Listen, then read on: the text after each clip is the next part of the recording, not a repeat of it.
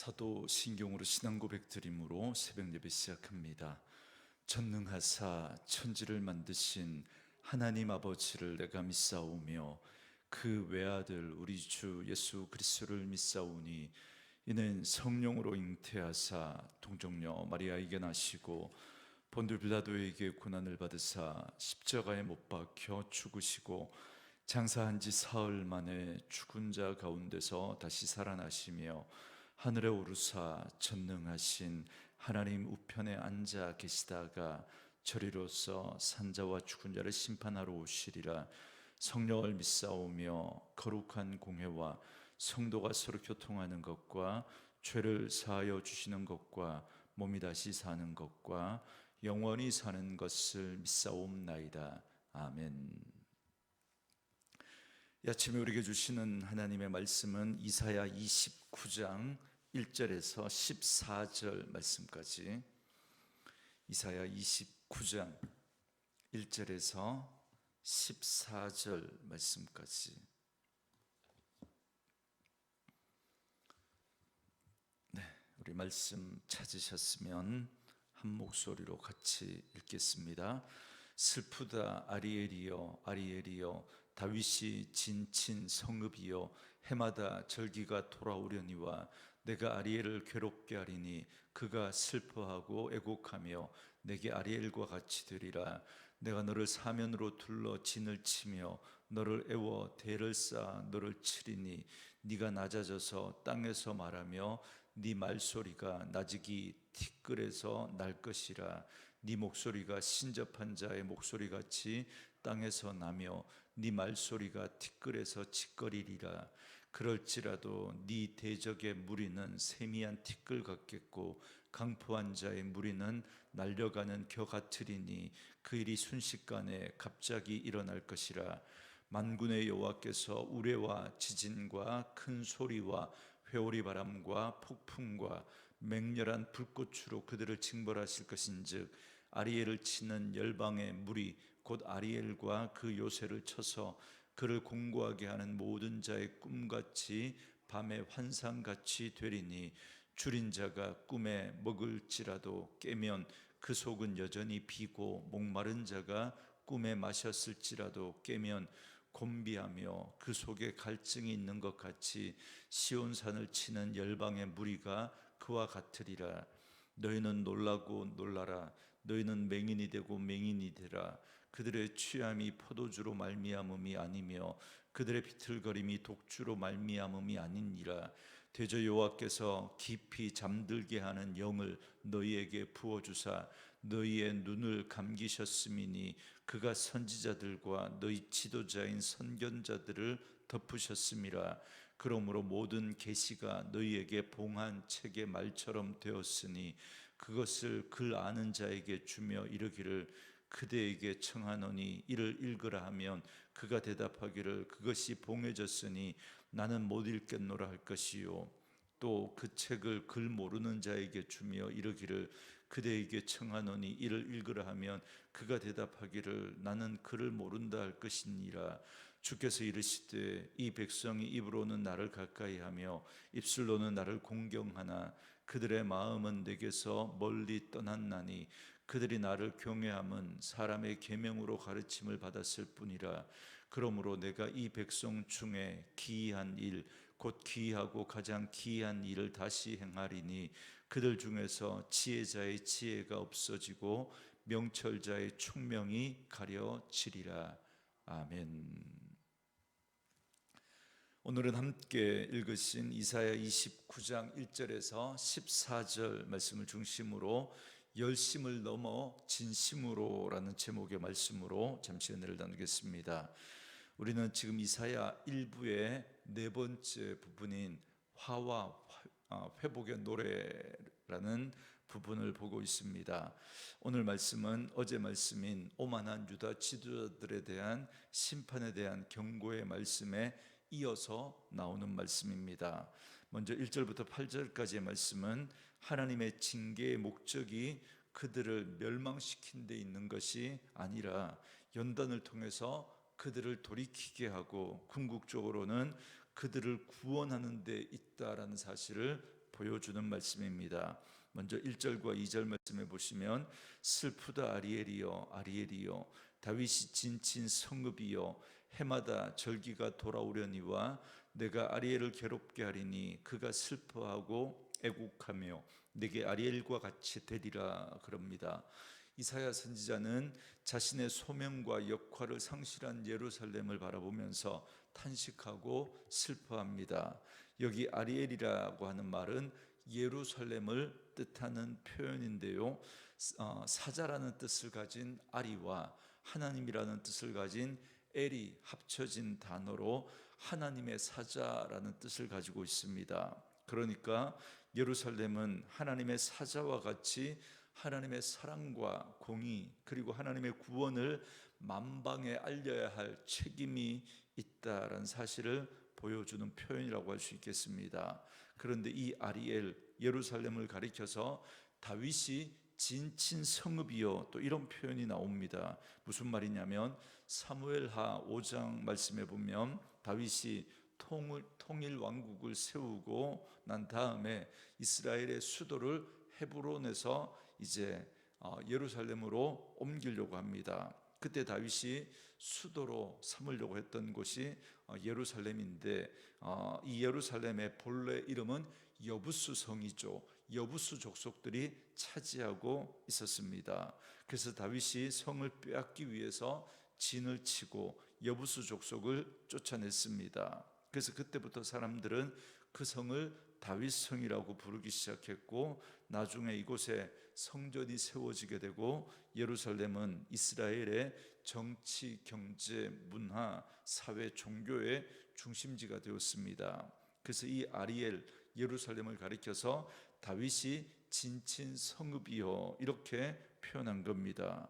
그런데 이 아리엘이라고 하는 이 단어가 에스겔 43장 15절과 16절에서는 번제하는 바닥으로 번역이 되어서 표현되기도 했습니다. 그래서 오늘 본문 1절과 2절에 아리엘이라는 단어가 총 4번이 나오는데요, 앞에 나오는 3번의 아리엘은 예루살렘을 의미하는 표현이고요, 2절 마지막에 나오는 4번째 아리엘은 번제하는 바닥, 번제단의 바닥을 의미하는 표현입니다. 그렇기 때문에 1절과 2절의 이 말씀은 하나님의 사자로서 온 열방을 향해 하나님의 선하신 뜻을 드러내고 구원을 선포해야 할 이스라엘이 그러한 사명을 망각한 채 죄악 속에서 신앙의 껍데기만 남은 모습으로 전락해버리니까 하나님은 예루살렘을 징계하신다라는 말씀입니다. 그래서 마치 번제단 바닥이 제사를 드릴 때마다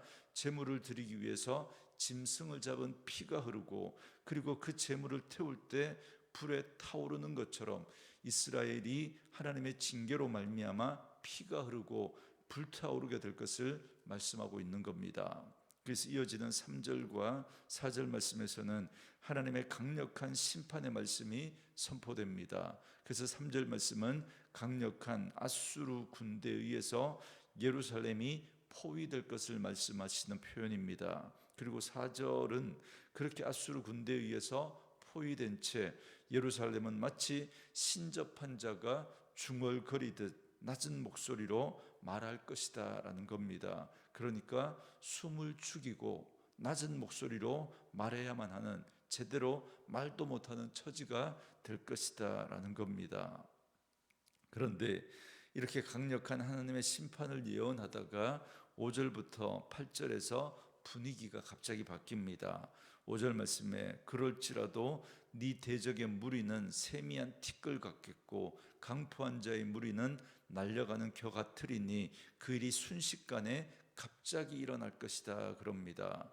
여러분, 성경을 읽다가 보면 드라마틱한 반전이나 혹은 다니엘의 세 친구의 믿음의 고백처럼 어렵고 힘든 상황 속에서도 흔들리지 않는 믿음의 고백을 다짐할 때 그럴지라도 혹은 그리 아니하실지라도 같은 표현들이 나옵니다. 그러니까 예루살렘이 아수르의 공격을 받은 건 그들의 죄로 인한 하나님의 심판이었지만, 그럴지라도 하나님께서 금세 그 심판을 돌이키사 예루살렘을 포위하고 있었던 아수르의 군대를 징벌하시고 예루살렘을 구원하시겠다라는 겁니다. 그렇기 때문에 우리에게도 그럴지라도라는 신앙이 필요합니다.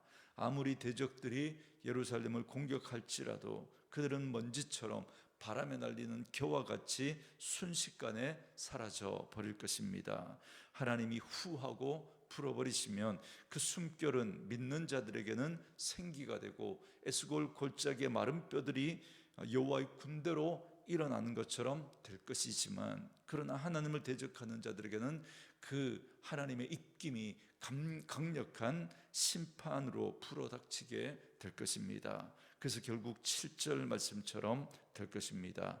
아리엘을 치는 열방의 무리 곧 아리엘과 그 요새를 쳐서 그를 공고하게 하는 모든 자는 꿈같이 밤의 환상같이 되리니 그럽니다. 만군의 하나님께서 우레와 지진과 큰 소리와 회오리 바람과 폭풍과 맹렬한 불꽃으로 그들을 징벌하시니까 예루살렘의 백성들은 마치 꿈을 꾼 것처럼, 밤에 환상을 본 것처럼 하루아침에 18만 5천 명이나 되는 아수르의 군대가 사라지는 것을 경험하게 될 것입니다.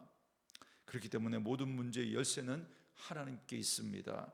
징계를 하시는 분도 하나님이시고 그 징계를 벗어나게 하시는 분도 하나님이십니다. 그런데 우리는 때로 눈앞에 닥친 문제들 때문에 거기에 함몰돼서 그 문제만 보고 하나님을 보지 못할 때가 있습니다. 그러나 우리는 그 문제 위에 계시는 하나님을 볼 수 있어야 합니다.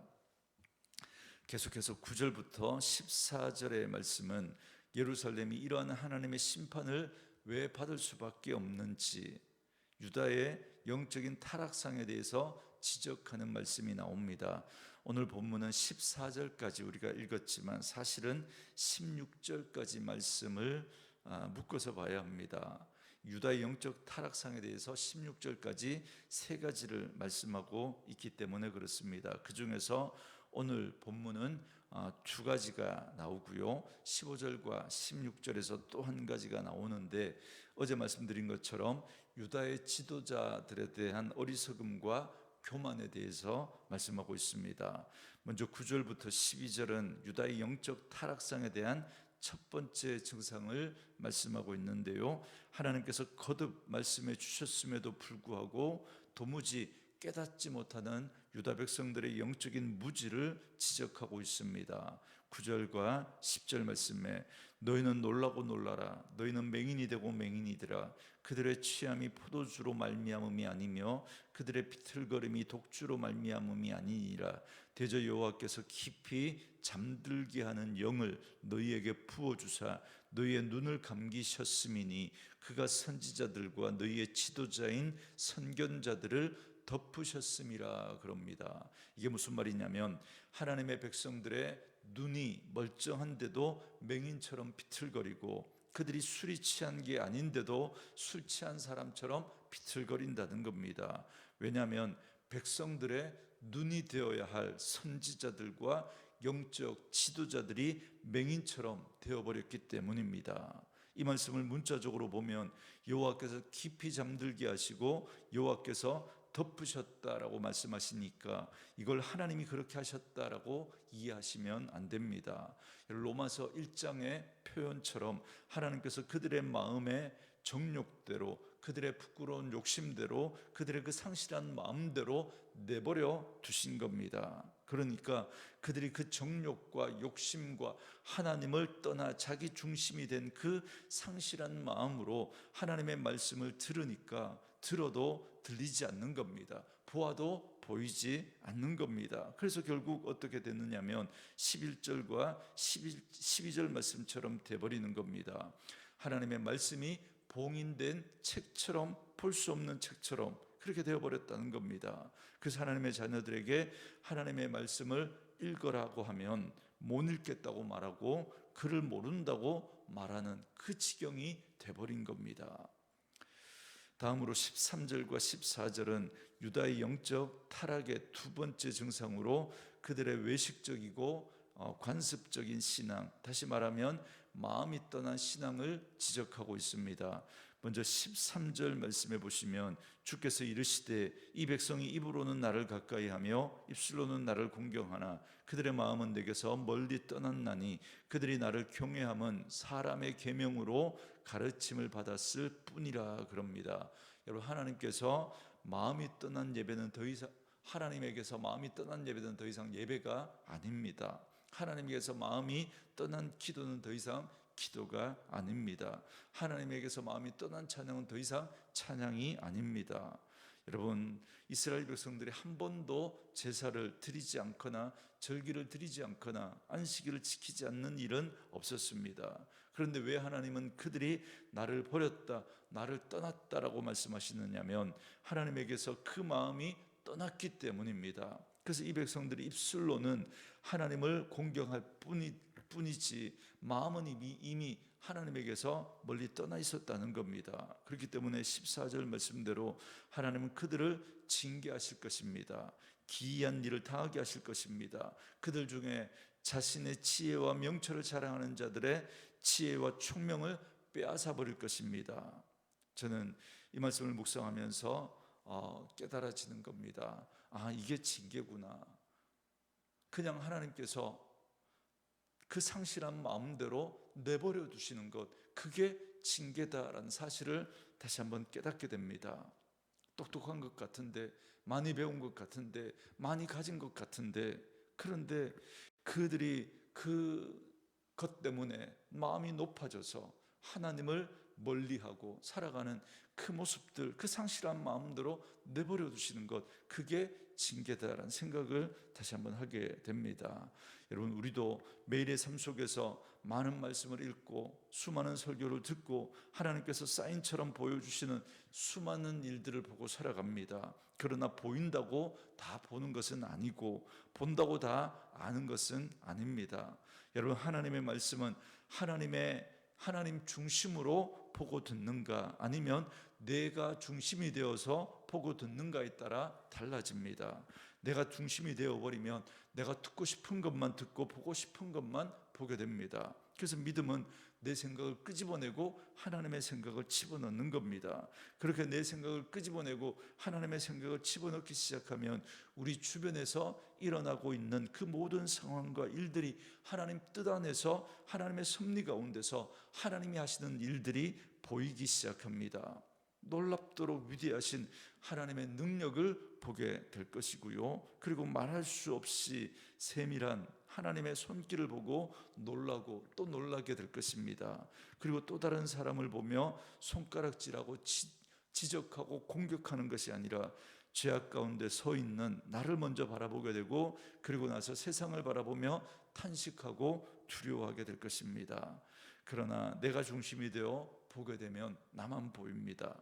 그래서 지극히 종교적인 말들로 기도를 읊조리지만 드러난 것은 내 속에 웅크리고 있는 탐욕들입니다. 지극히 종교적인 열심을 가지고 수고하고 헌신하지만 나타난 것은 내 속에 버릴 수 없는 정욕들입니다.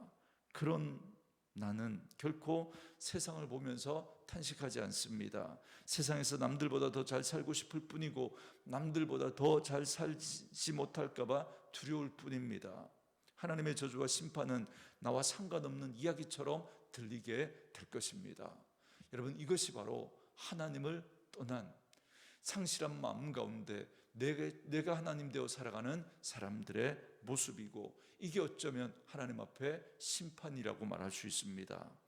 여러분, 그렇기 때문에 우리는 정말 말씀 앞에서 하나님의 그 말씀이 들려지는 그런 은혜가 있기를 원합니다. 하나님의 말씀이 들려지지 않는 봉한 책처럼 되어버린 것, 이것보다 더 무서운 심판이 어디 있겠습니까? 말씀을 보지만, 말씀을 읽지만, 문자적으로는 보고 읽지만, 그러나 그 속에서 하나님의 마음이 깨달아지지 않습니다. 그 속에서 나를 향한 하나님의 말씀이 들려지지 않습니다. 오히려 그 말씀을 가지고 다른 사람을 지적하고 비판하고 세상을 판단하는 그런 것으로 이야기는 하지만 결코 자기는 보지 못하는 그런 모습을 가지고 있다면 그것이 여러분 심판이 아니고 뭐겠습니까? 나에게 성경은 봉한 책입니까? 아니면 살아계신 하나님의 말씀으로 나의 잘못을 하나님께서 알려주시는 그런 말씀으로 들려지고 있는지 오늘 한번 우리의 모습을 한번 돌아볼 수 있기를 바랍니다. 우리를 둘러덮고 있는 이 어지럽고 혼란한 이 상황 속에서 정말 말씀이 들려지는, 그래서 이 세상 속에서 나를 향한 하나님의 음성이 들려져서 그 말씀 앞에 회개하고 그 말씀 붙들고 기도하며 살아가는 저와 여러분 되어줄 수 있기를 주님의 이름으로 축원합니다. 우리 주신 말씀 묵상하시면서 이 찬양 함께 들으시며 기도하는 시간 갖겠습니다.